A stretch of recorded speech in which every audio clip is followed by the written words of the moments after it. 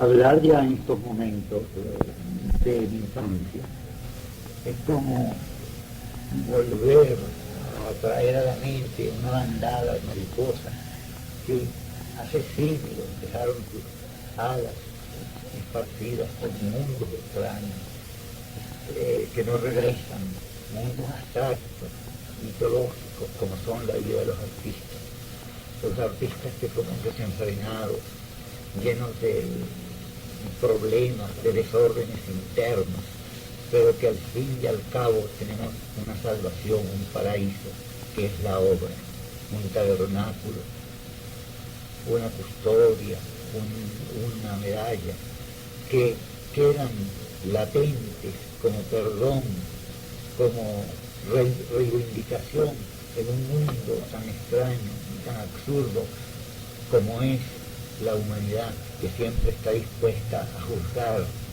a buscar el pecado. Pero en los artistas hay una gran solución, o una, diría yo, benevolencia, como decir, último sacramento, que es que al artista se le perdona todo. Nadie podrá destruir un tabernáculo porque lo hizo un artista que era desenfrenado o que murió en tal forma, porque un tabernáculo hecho por Benvenuto Cellini, a pesar de haber sido un asesino, no podría nunca dejar de venerarse, porque es una obra de arte perfecta, y el arte eleva a Dios. Trabajar por el arte religioso y el arte en sí en general es una exaltación al triunfo de Dios.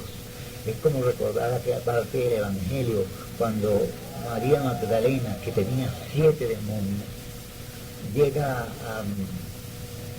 a ungirle los pies a Cristo con unos ungüentos muy caros, y le dicen: maestro, ¿por qué no vendemos estos ungüentos y le damos los dineros a los pobres? Y él, en su magnanimidad y su perfección, responde: pobres siempre tendréis en la tierra, a mí no me tendréis. Esta mujer me está ungiendo para la sepultura.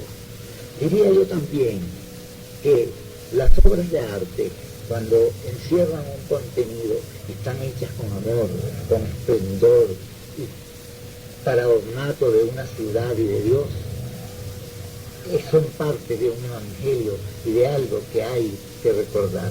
Nadie podrá humillarse, de arrodillarse ante un tabernáculo hecho por un pecador, porque allí adentro está el misterio de la Eucaristía, está el pan, está la vida, está la perfección del hombre, que fue Cristo, del cual formamos parte todos, porque Él en su infinita misericordia sabe perdonar y recibir.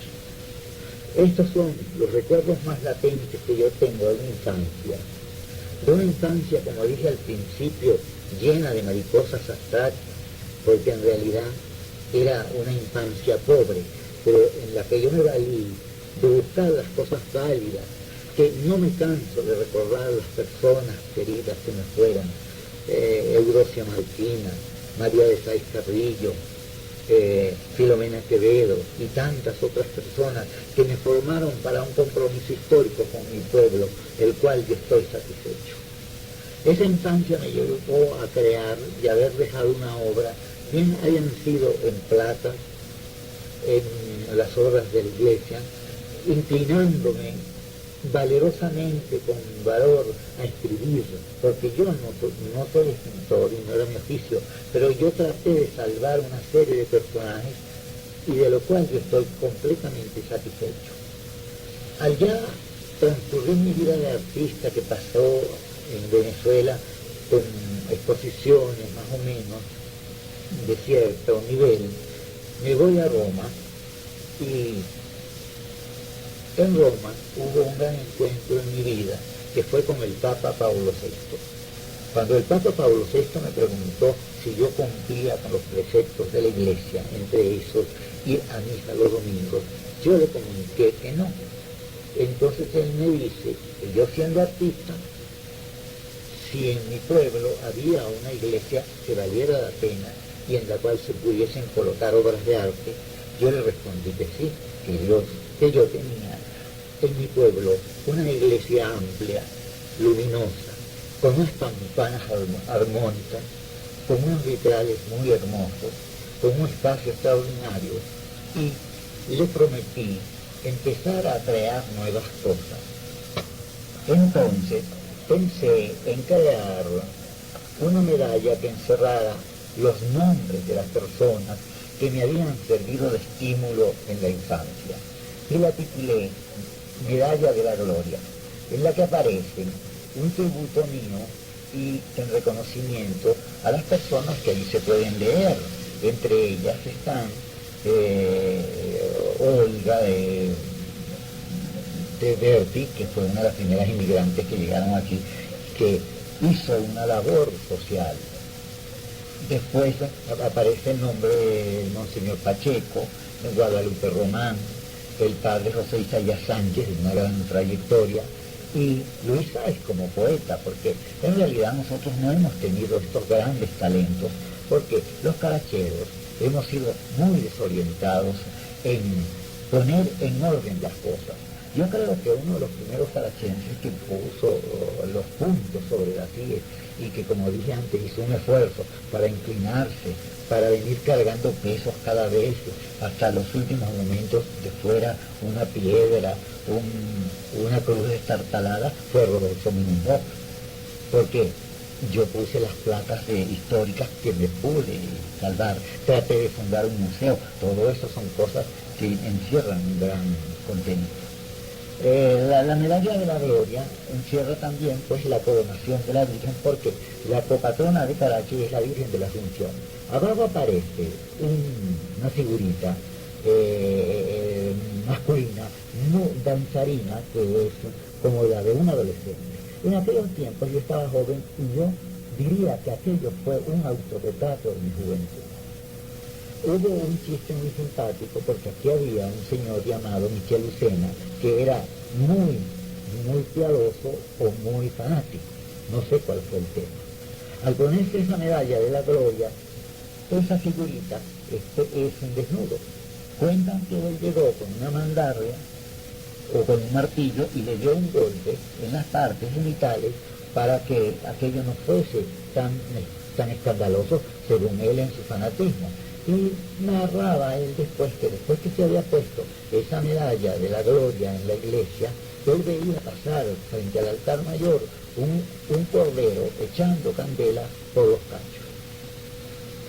Después, claro, hubo un asunto muy importante en mi vida, que fue la colocación de la medalla de la gloria, y fue la forma triunfal en que el pueblo recibió esa donación. A mí me recordó mucho en la historia del arte cuando Lucho Bonconceña en Siena terminó un altar para la Catedral de Siena. El día que el artista dijo que ya la obra estaba concluida, el pueblo se llenó de júbilo, preparó fuegos artificiales y llevaron procesionalmente en triunfo la obra a la iglesia, porque antiguamente, es decir, en la época del Renacimiento, las obras de arte eran seguidas muy de cerca por la opinión pública. Eso sucedió con el David de Miguel Ángel para el traslado del taller del artista con el David hacia la Plaza de la Señoría, donde permaneció mucho tiempo hasta que fue llevado a la academia y se hizo una copia para ponerla en la plaza.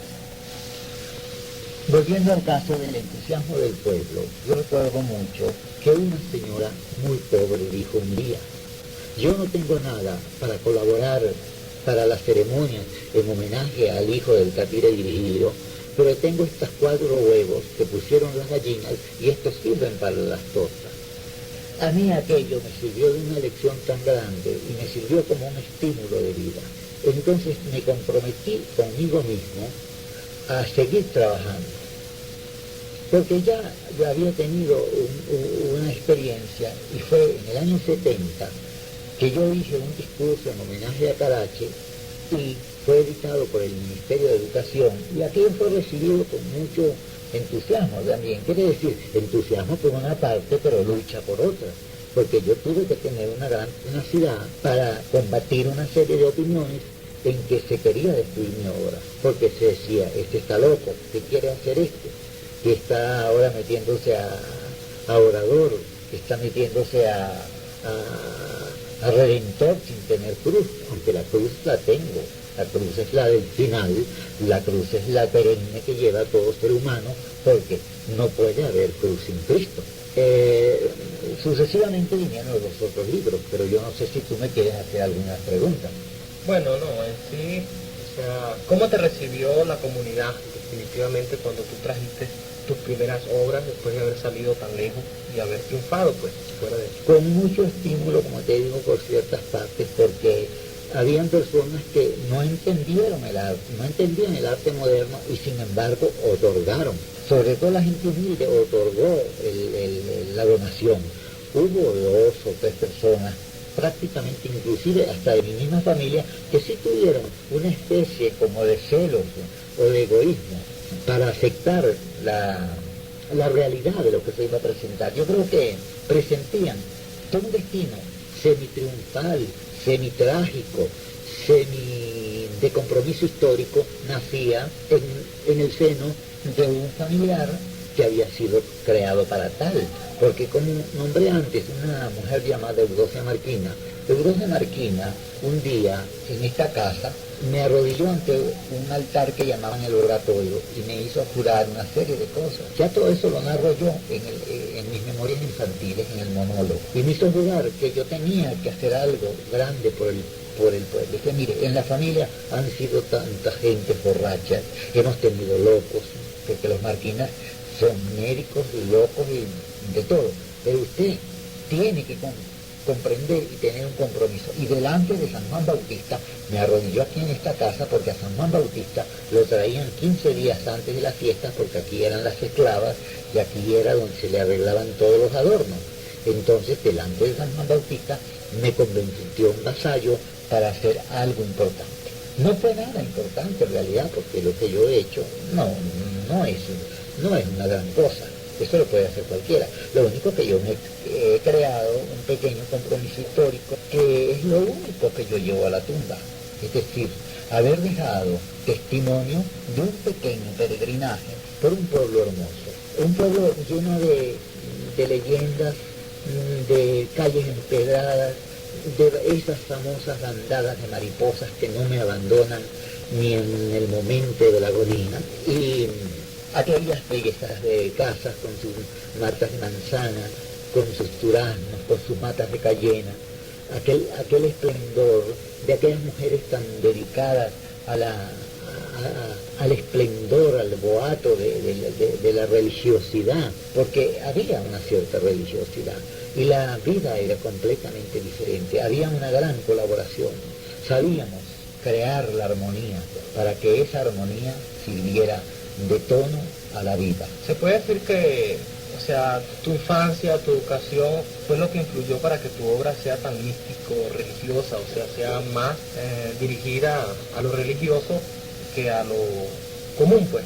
No te diré una cosa, lo común es que yo no fui, como lo dije ante el Papa, una persona completamente observante de las cosas, porque yo tenía un espíritu pagano muy fuerte, porque a mí el paganismo y las leyendas mitológicas me habían agarrado muy fuerte a través de un pariente mío llamado Luis Sáez. Entonces yo me hice pagano, muy sensual, muy desenfrenado, pero muy amante del esplendor, como siempre lo he dicho antes, del esplendor hacia Dios, que Dios tiene que ser rayos luminosos, que tiene que ser, que él pedía como lo hacía David, que bailaba desnudo ante el tabernáculo, pero no era que era desnudo de vestimenta, era desnudo de toda vanidad, de todo egoísmo, porque para amar a Dios, para hacer las cosas de arte como ejemplo mínimo que yo hice, hay que tener un gran desprendimiento, porque yo renuncié a muchas cosas en la vida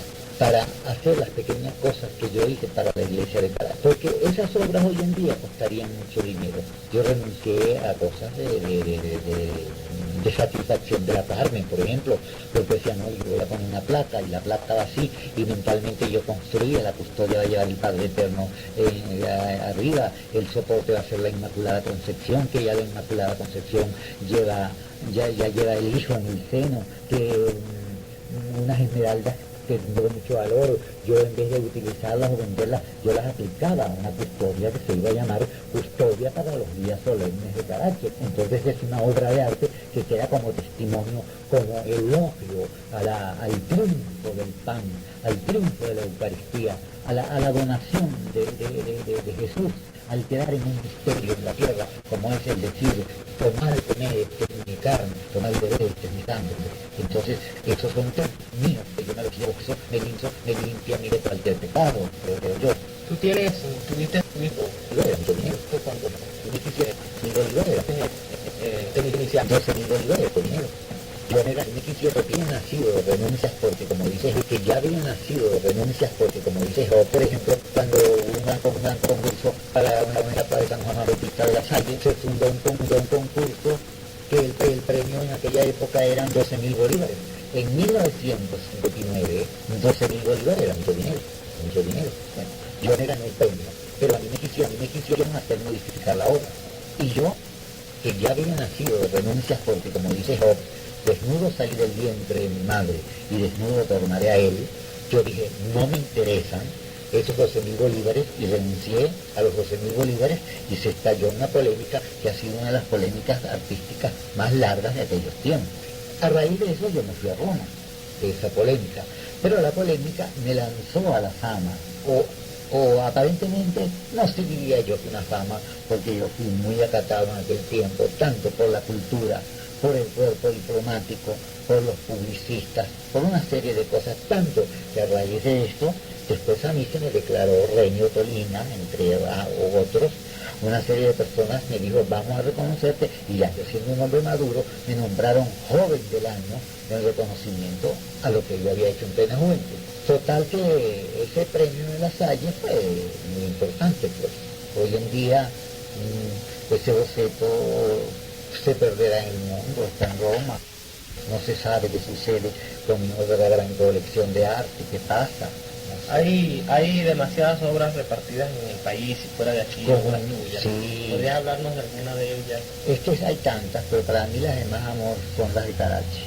Y hay unas piezas que están dedicadas a los poetas que son muy queridas, como la que dediqué a Teresa de la Parra, a Santa Teresa de Jesús como poeta, a Manuel Felipe Rugeles, y tantos otros que ahorita no me vienen a la imaginación. Hay obras muy buenas, por ejemplo en Nueva York hay una obra que tiene un coleccionista que se llama La Huida a Egipto, yo creo que es una de mis mejores obras. Tengo las obras dedicadas al poeta Lazo Martí, a Teresa Garreño, Teresa de Ávila, como lo dije antes, la famosa Teresa que de la poesía Vivo sin vivir en mí, y de tal manera espero que muero porque no muero. Aquí, por ejemplo, hay una de las piezas que la gente no le presta atención, que es la alegoría de la fe, que está sobre la placa conmemorativa de la construcción de la iglesia por parte del padre Andrade, que es un hombre meritorio. A ese hombre le debemos mucho el habernos dejado esa iglesia, y a él debo yo haber tenido sitio para colocar las obras.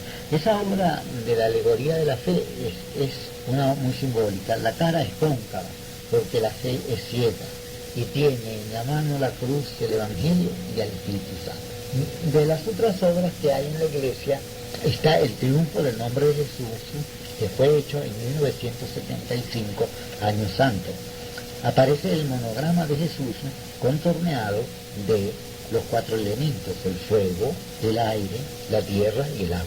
Pero una de las grandes particularidades que tienen estas obras de Carache y el valor que tienen, estas obras están doradas al mercurio. Estas obras llevan oro purificado a tal forma que se destruye o se deshace en mercurio. Una vez destruido en el mercurio en los crisoles, uno lo aplica como quien va a cubrir, diríamos vulgarmente, una torta. Después con eso son una preparación de ácido, se quema con un soplete. Esto es muy venenoso, y esto fue un procedimiento inventado en la época del Imperio Romano, que ya hoy en día no se hace porque es muy costoso. El caballo de Marco Aurelio, una de las esculturas ecuestres más antiguas del mundo, que está en la plaza del Capitolio en Roma, fue dorada en aquella época. Hay una leyenda que se dice: cuando al caballo de Marco Aurelio se le termine el oro, se acaba el mundo. Yo diría, el día que a mis obras en Carache se les termine la doradura al mercurio, la memoria de Rodolfo Minenbock desaparecerá dentro de las generaciones que estarán por venir, generaciones que espero que sean muy generosas, muy inteligentes, cultas y de un gran interés por las cosas grandes del espíritu y de la tierra. Porque Carache, espero que sea amada. Yo creo que yo enseñé un poquito, en mínima parte, a querer al pueblo, porque querer es cuidar. Yo he cuidado desde niño cualquier vieja fotografía, cualquier viejo candelabro, y lamentablemente no salvé más porque tenía la facilidad de salvar muchas cosas de la iglesia, dada la condición que yo pertenecía a una familia de unos parientes que me querían muchísimo y yo tenía mucha colaboración, y por falta de coraje no me puse a recoger más cosas.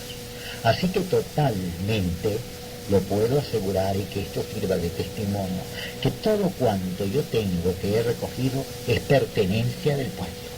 Ningún sacerdote, ningún obispo puede presentarte y decir que esto es de la iglesia, porque todo eso lo recogí yo salvándolo de las basuras, salvándolo del deterioro, como lamentablemente no hice con otras cosas, así como salvé, por ejemplo, los fragmentos del cuadro del cementerio que están en el museo. Hay una pieza muy importante en la proclama Bolívar, que está en la iglesia, es la Estatua de la Libertad. Eso todo está narrado, y para estudios está en un folleto que yo publiqué para las consignas del ISO. Bueno, para continuar sería bueno que tú nos hablaras referente a las obras que tú tienes como colección, que tú has coleccionado en tu recorrido por el mundo, ¿verdad? Bueno, en mi recorrido por el mundo, por donde yo pasaba, siempre procuraba traer un recuerdo. Hay, por ejemplo, 2 mayólicas compradas en Marruecos, en África del Norte, que están en una de las vitrinas. Allí aparece, por ejemplo, también un vaso de noche traído del siglo XIX.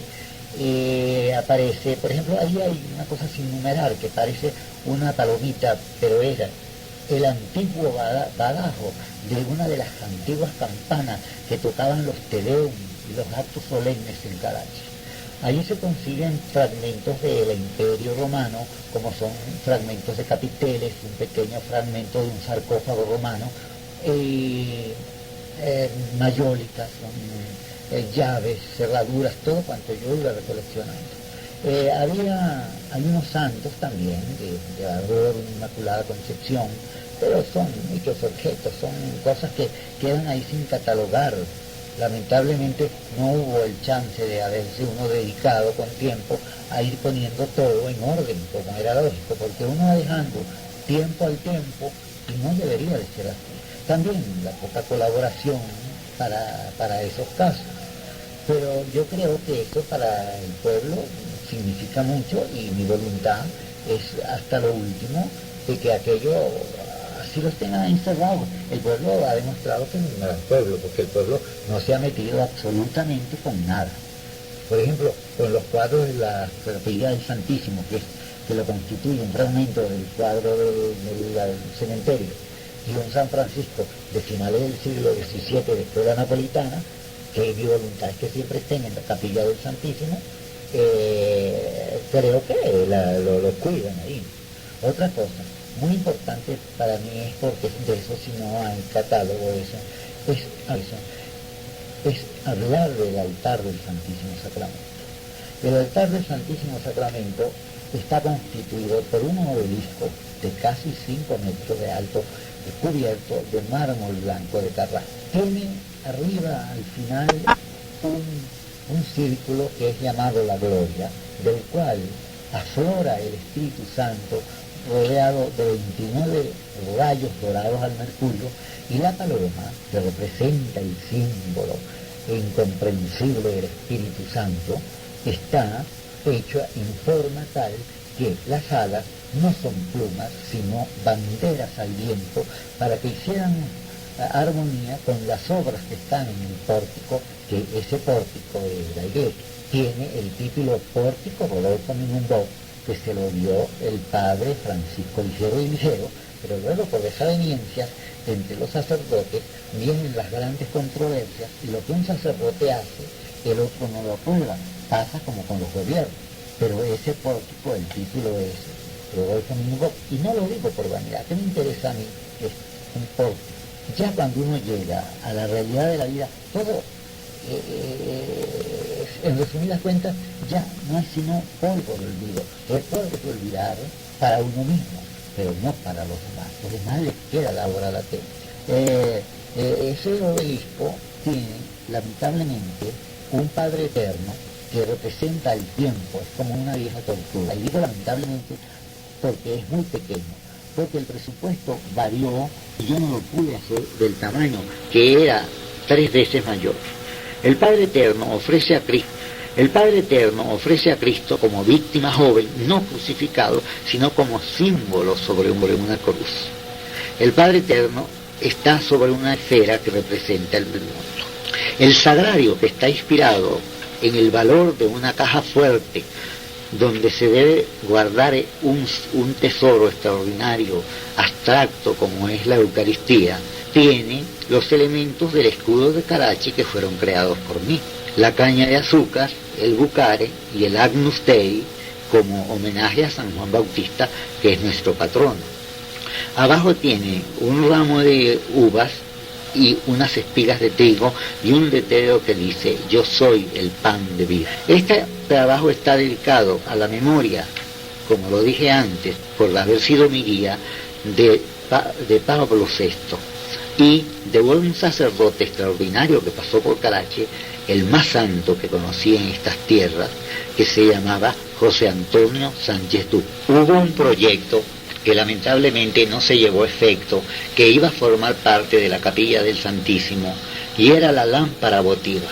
La lámpara votiva iba a ser inspirada en la multiplicación de los panes y los peces, pero resulta ser que el material pues no apareció porque estas cosas no eran hechas absolutamente por mi propio peculio. Yo di mucho, pero el pueblo dio mucho de sí. Mucha gente, por ejemplo, daban pedacitos de oro, pedazos de cadena de oro, generalmente oro bajo, que había que de una gran cantidad sacar una mínima parte para poderlo purificar. Hubo personas que se encargaron de hacer rifas, por ejemplo, doña Ana Isabel de Higuera, en compañía de muchas otras damas, por ejemplo, la señora Alba de Bastidas, una mujer ejemplar, ayudó muchísimo para el decoro de esas obras de arte, porque nosotros organizábamos rifas. Yo donaba, por ejemplo, un cuadro antiguo, un cuadro moderno, una cadena de oro o cualquier cosa, y de ahí sacábamos dinero, porque yo en realidad no tenía. Por eso en la proclama de Bolívar dice: con el estímulo y ayudado por sus amigos, Rodolfo Minumbó honra el paso de la libertad por este suelo.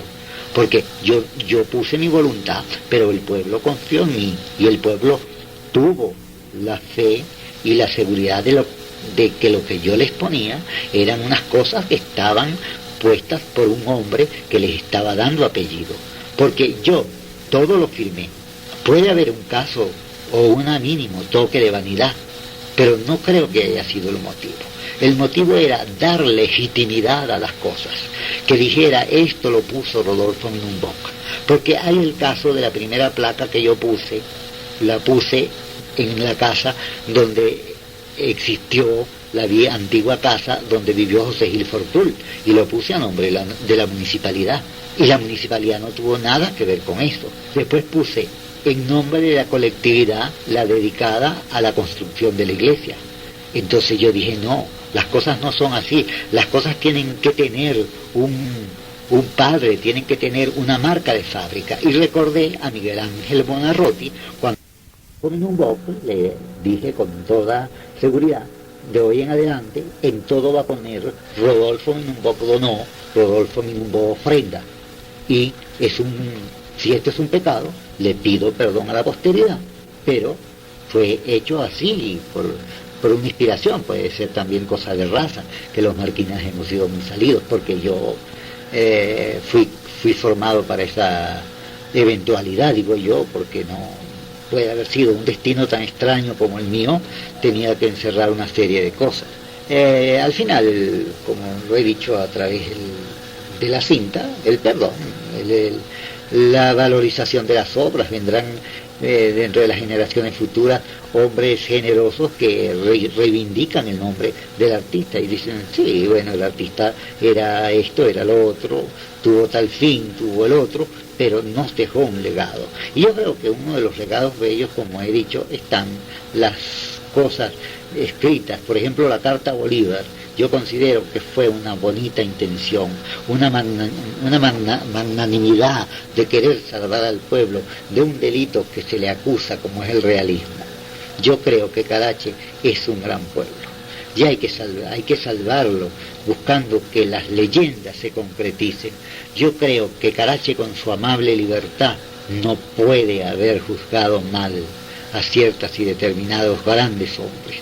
El escudo de Carache, que fue creado por mí, bueno, ahí queda como otro recuerdo, si no es que lo cancelan o que digan que surjan nuevas controversias, porque a todo estamos dispuestos los artistas. Por ejemplo, Botticelli tuvo un olvido de 200 años. Así pasa con mis cosas, mis colecciones quedarán encerradas un tiempo, se pondrán hediondas a hollín, a carcoma, pero un día se entrará con DDT, con cosas, y se salvarán las cosas.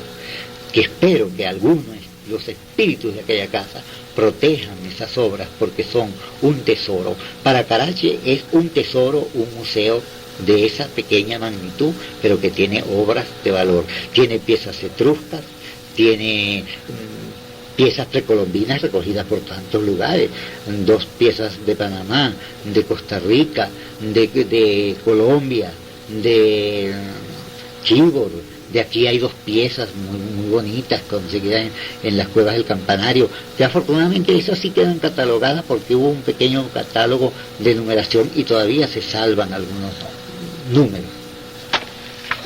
Referente a tu libro Monólogo con mi Valle de San Juan Bautista de Carache, en él hace tú una referencia muy acentuada con el doctor Nemesio Sáenz Marquina. ¿Quién fue para él?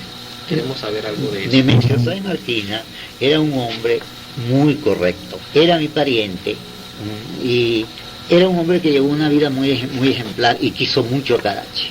Entonces, para mí yo lo conocí ya muy anciano y me sirvió de ejemplo por la forma de conducta.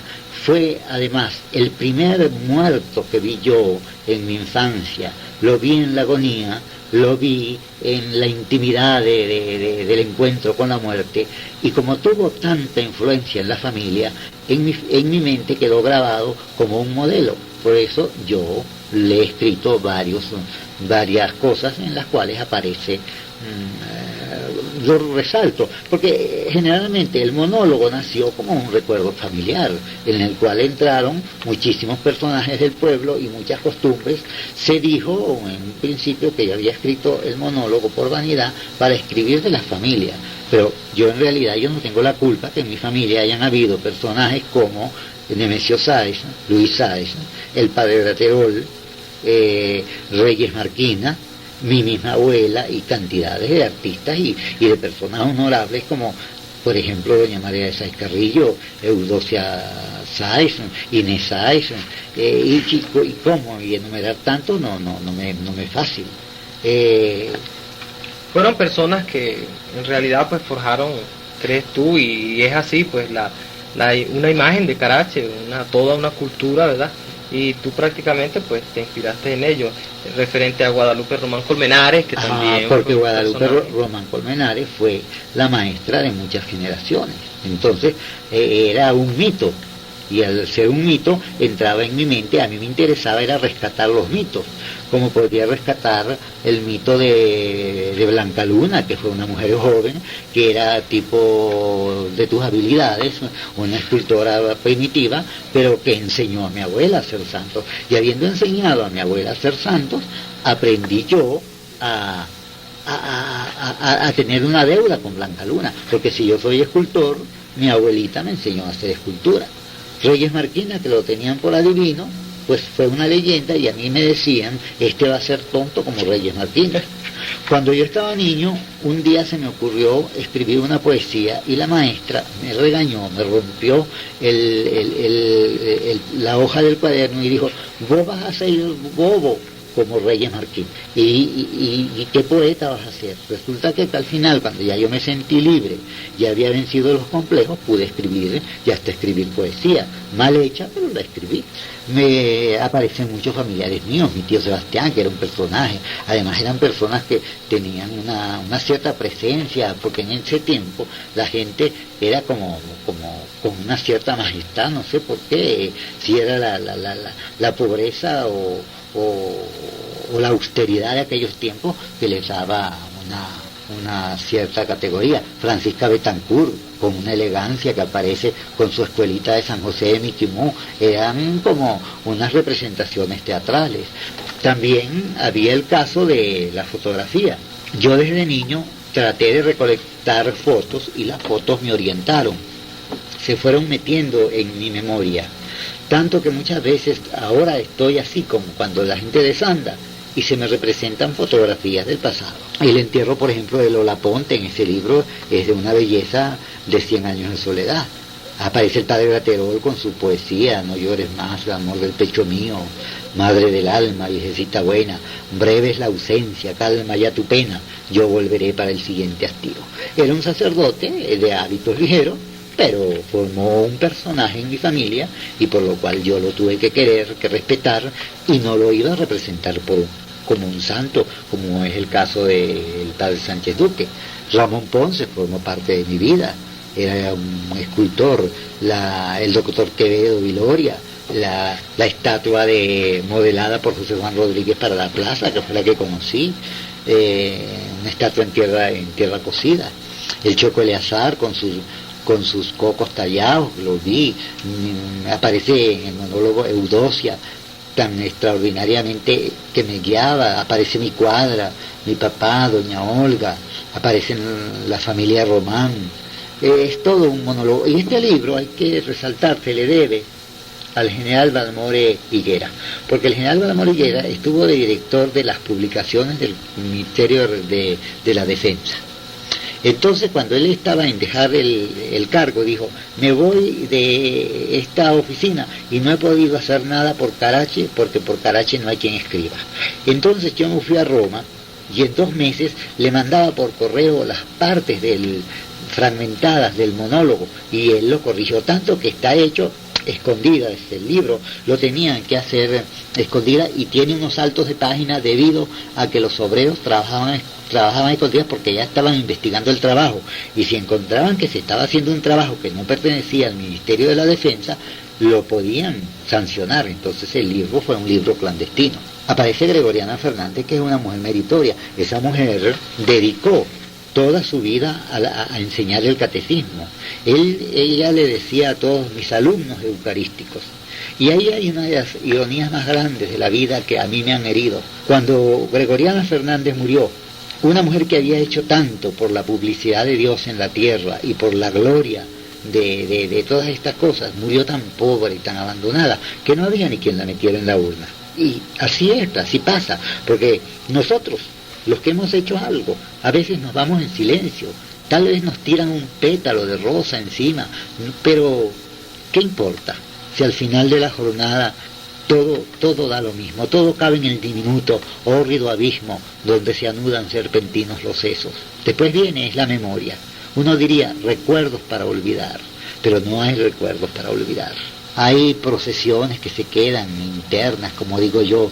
Yo nunca vi guerras en vivo en las calles de Carache, sino procesiones con estandartes que me hacían soñar con otros mundos, con galeones y cosas.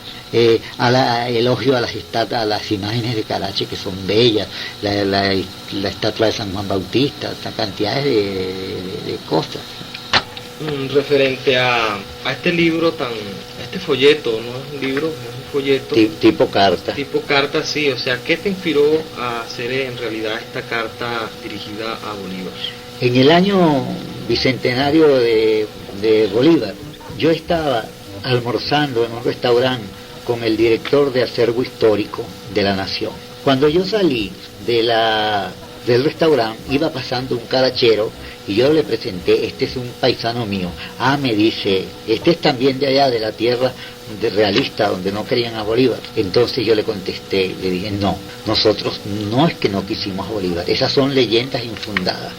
Entonces él me dijo, pues le vas a tener que escribir una carta a Bolívar defendiendo a tu pueblo. Entonces yo le contesté, voy a escribir una carta a Bolívar defendiendo a mi pueblo. Ahí hay varias cosas que pueden suscitar críticas. Por ejemplo, hay una parte donde digo, yo le agradezco a mis padres el haberme creado en legitimidad, porque eso me permitió a mí estar entre ambos mundos. Porque antes la vida era muy difícil y nos juzgaban con mucha facilidad. Y a los niños que no eran legítimos no se les trataba con gran afecto. Pero como yo era muy pobre, yo tuve acceso a tratar a todo tipo de gente. Entonces yo estuve entre un mundo y otro. Y me salvó aquella gran,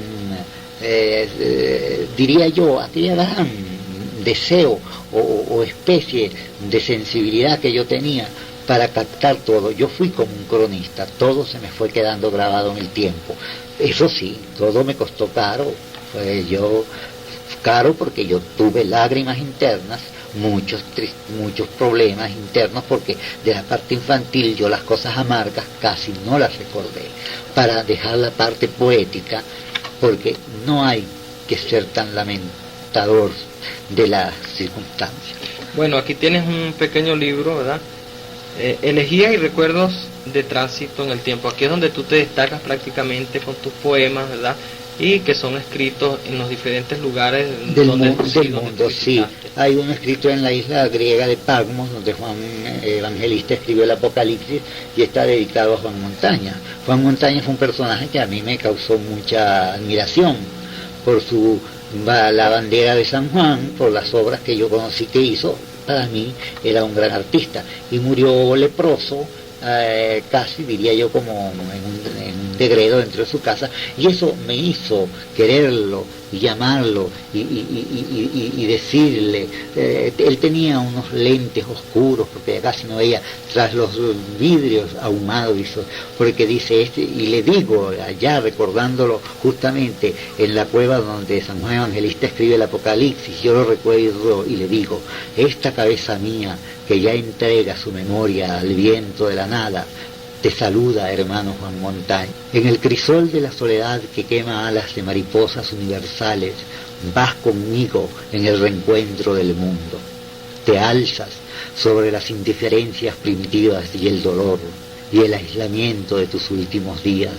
Orfebre, platero, anacoreta, colega incógnito que en la mitad del siglo observé las huellas de tus pies, añadidas a los abrojos, cubriendo los empedrados de la ciudad. Y así sucesivamente ahí aparecen, porque eran personajes que me faltaban y los quise hacer en forma poética, y lo logré.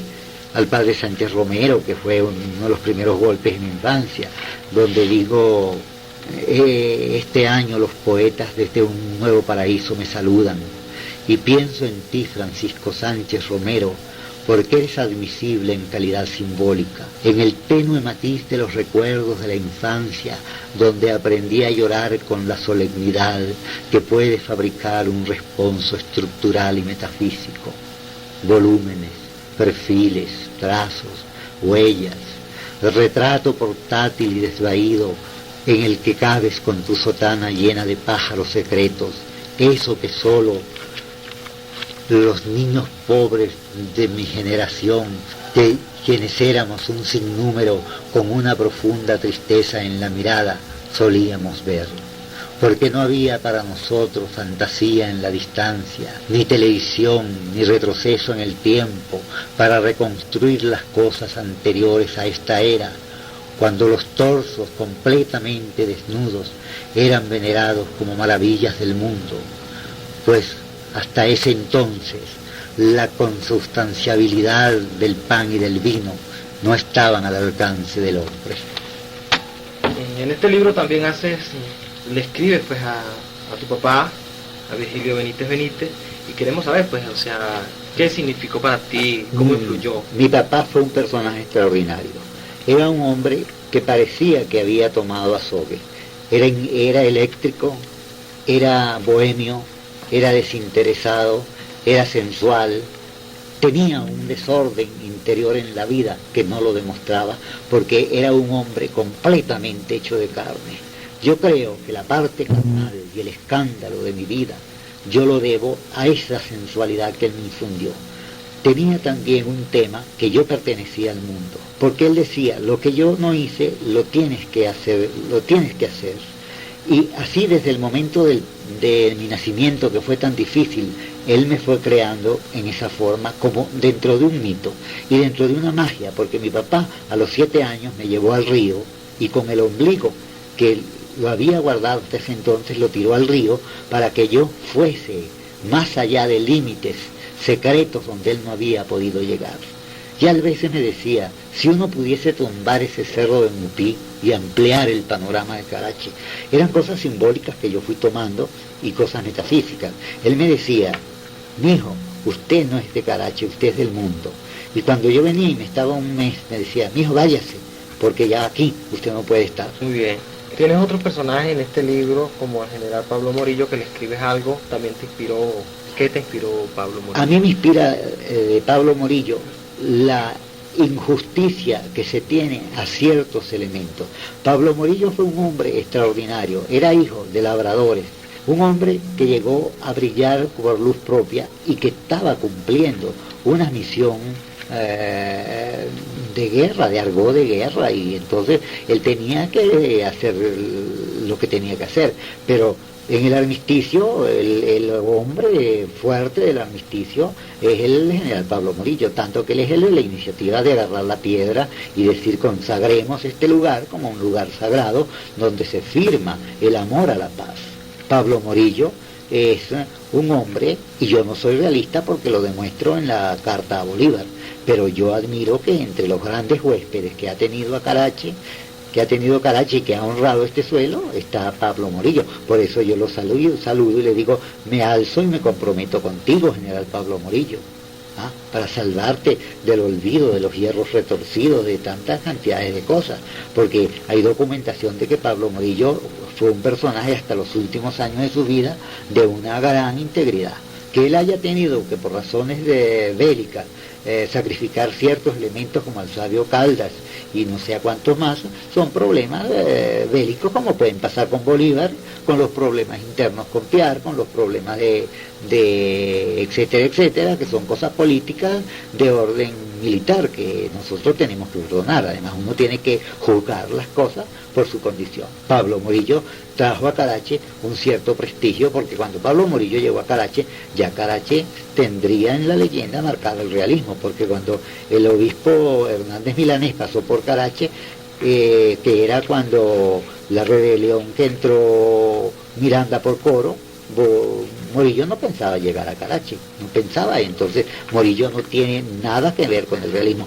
Morillo era un hombre español que vivió entre nosotros con muy buenas costumbres, con un hombre que sabía de la buena mesa, que trajo caballos, imagínense 200 caballos de raza árabe, 2.000 soldados, quiere decir que convirtió esto por un tiempo en un campo de acción que quedó marcado en un recuerdo. Lo que pasa que el tiempo lo borra todo.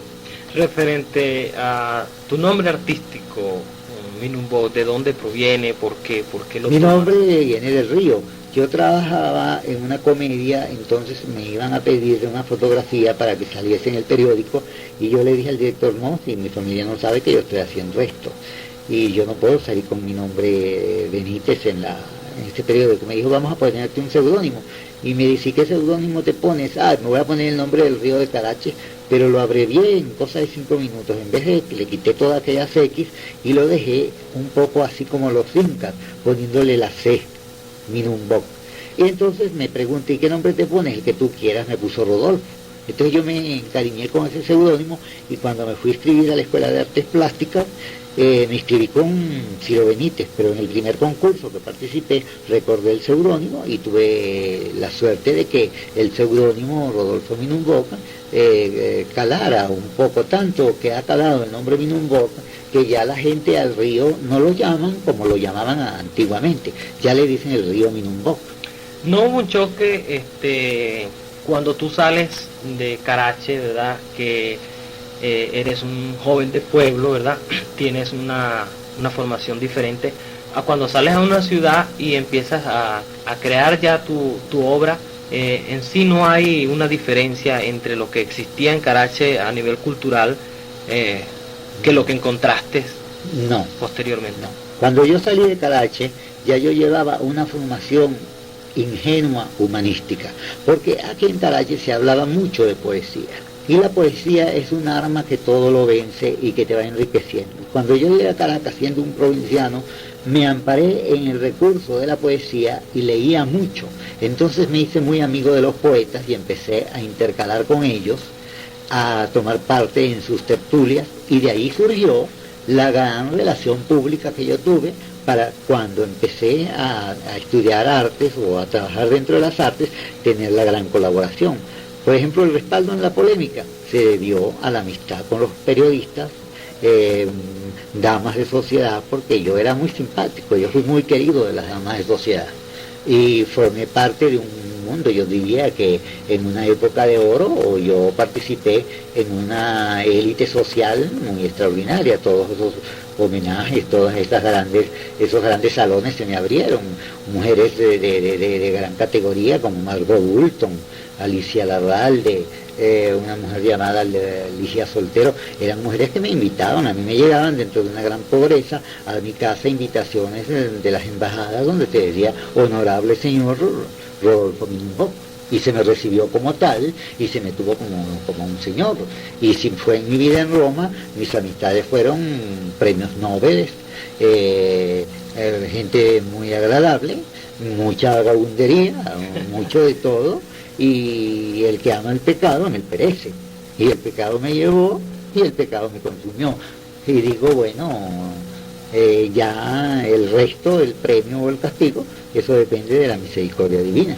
Sí, pero en el artista ha sido algo muy común, vivir todo eso, todo lo que se tiene que vivir en la vida, y eso pues fue fuerza para tus obras.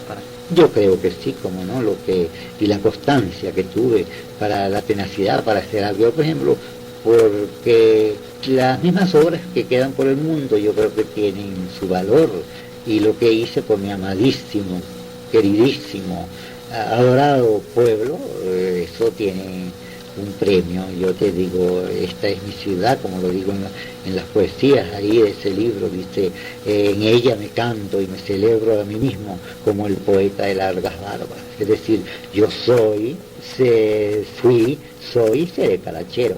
Eso no cabe la menor duda. Con todos los defectos tendrán entonces que soportar, dicen, que fui el hijo, la oveja negra del pueblo, pero la oveja negra que dejó marcadas las huellas en el pavimento. En la muerte, que forma parte de la vida, ¿tú quieres seguir en Carache? ¿Te querrías quedar aquí? Mi deseo es que 4 bondadosos hombres me entierren, me metan allí, yo tengo mi sepultura justamente al lado de un poeta, al lado de mis abuelos, y espero, yo adoro a Carache. Hay una cosa que hay que aclarar: mi sepultura está completamente diferente a las otras, pero eso no es culpa mía, sino de un señor llamado Ignacio Morales, que resolvió poner el trabajo volteado, para que las carretillas al pasar no fueran a dañar el trabajo, porque él decía, este va a ser uno de los mejores trabajos que yo voy a hacer, entonces lo quiero salvar. Entonces yo insinué, sí, la idea me gusta, porque el paisaje hacia abajo, hacia esos cerros, es mucho más bonito. Y digo, hay que buscar siempre la armonía del paisaje, y hacia arriba, hacia donde están todas las cruces, el paisaje es muy escueto. Así es que yo te pido que tú me ayudes en esta voluntad de reposar en mi tierra, en silencio, como si yo fuese uno de los más pobres, con alguna palabra dulce, con un poco de música. Claro que sí. Eso. ¿Qué mensaje para nosotros, los jóvenes que nos estamos iniciando en las artes y que queremos pues también darle una imagen a Carache, continuar tu obra? Bueno, ahorita que las figuras estamos un poco así, porque el maestro Rodríguez ya también está mal. Yo espero que ustedes tengan tenacidad para seguir trabajando. mucho coraje para no dejarse vencer de las mezquindades, que son las fuertes, y no tomar en cuenta los comentarios, sino ser sobre todo artistas, seguros de ellos mismos, y madurar en la obra, buscar la perfección, creer en lo que se hace, porque es lo único que te va a salvar, y que tu obra sea en favor de una colectividad. Al ser en favor de la colectividad, las cosas son aprobadas y son queridas, y tienes que pasar por el crisol en el que arden los metales para purificarte y llegar a ganar el compromiso histórico del cual hablé al principio. Amable libertad, para eso tenemos, como dice nuestro escudo. En esa libertad ni se ofende ni se teme cuando se dicen las cosas claras y hermosas. Y no dejar de vivir, vivir tu vida hermosa según tu criterio moral o tu religiosidad, ver cómo son tus condiciones íntimas, si tus problemas son de orden armónico o si no son armónicos. No vamos a juzgar a nadie. Yo no juzgué nunca ni al doctor Quevedo Viloria por sus cosas, ni a Ramón Ponce, ni a Luis Sáenz, ni a nadie. A todos los quise con el mismo esplendor, con el mismo cariño de darles inmortalidad. Con el amor que yo recogí los restos de Luis Sáenz, los restos del doctor Quevedo Viloria, para traerlo con todos los honores. Yo creo que es muy difícil que como un mortal lo pueda hacer. Yo tuve un gran coraje, y por ese coraje tengo la seguridad de ser un día, al pasar el tiempo, una de esas mariposas abstractas de las que hablé al principio de esta entrevista. Bueno, muchas gracias, porque en realidad esto va a servir pues para las posteriores generaciones que quieran conocer tu obra y que no te pudieron escuchar, y bueno, a través de este cassette, esta cinta, pues van a tener esa gran oportunidad. Bueno, muchas gracias en lo personal y arrivederci. Arrivederci. Muy bien.